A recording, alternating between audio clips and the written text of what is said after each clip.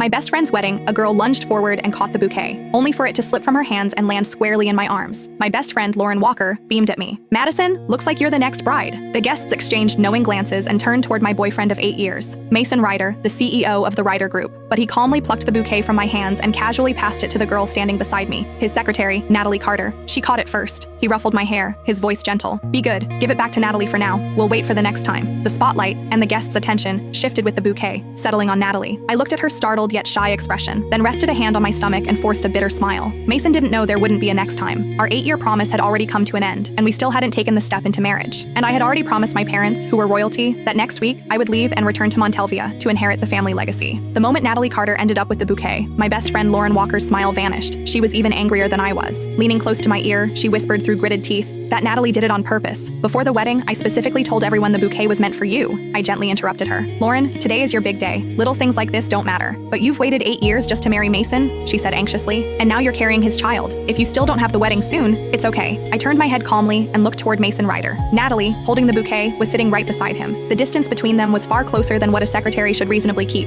Most of the guests were friends who knew both Mason and me well. Their eyes drifted toward me, curious, sympathetic. Lauren grew even more upset and squeezed my hand tightly. "Madison, I looked into Natalie earlier. She's a calculating gold digger who specializes in seducing rich men. She's been trying to get close to your boyfriend for months. You need to be careful. Lauren, you're the most beautiful bride today. Don't worry about me." I squeezed her hand back and gave her a faint smile. "Besides, I'm not planning to marry Mason anymore. I haven't even told him I'm pregnant." My words were so shocking that Lauren's eyes widened as she stared at me in disbelief. After a long silence, she finally remembered that the wedding ceremony still had to continue. When the wedding ended, Lauren hugged me tightly. "Madison, if you need any help, just tell me. I support whatever decision you make." "What decision?" After she left, Mason walked toward me, calm as ever. "What were you two talking about just now?" Out of habit, he reached out and draped an arm over my shoulders. I shifted slightly to the side and avoided the gesture. "Nothing." He didn't seem to mind my reaction. With a soft laugh, he said, "Are you angry? Natalie caught that bouquet first, after all. She's a young girl. Of course, she dreams about weddings. Catching the bouquet was just her way of borrowing a little luck. Didn't we agree we'd wait for the next time?" He leaned closer, stroking my hair as he patiently tried to soothe me. "Why care so much about Lauren's bouquet? When we get married, I'll prepare an even more beautiful one for you. You can have as many bouquets as you want." Silently, I curled my fingers into my palm and looked straight into his eyes. "Can we get married this month then?" Lauren and I made a promise when we were kids. Whoever married first, the other would marry right after. We would be each other's bridesmaids and witness each other's happiness. The air seemed to freeze. Mason's hand, which had been brushing my hair, paused midair. A few seconds later, he chuckled lightly. "You're still taking childhood jokes seriously? I'm the CEO of the Ryder Group. A wedding can't be thrown together so hastily.